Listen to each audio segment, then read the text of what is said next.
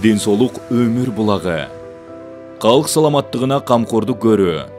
Мамлекет жетекчилигинин артыкчылыктуу багыты жана өлкөнүн өнүгүшүнө өбөлгө болот.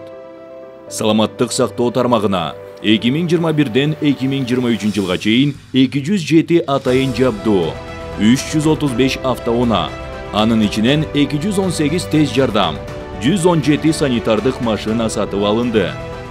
2023 жылы 30 медициналык объекттерге курулуш жүрдү.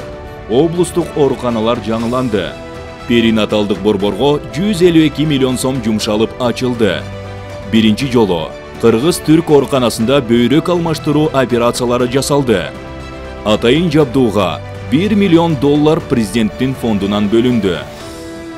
Медицина жаатында 101,2 миллион гранттык колдоолор болду. Мамлекеттик саясатта Кыргыз фармация ишканасы түзүлдү.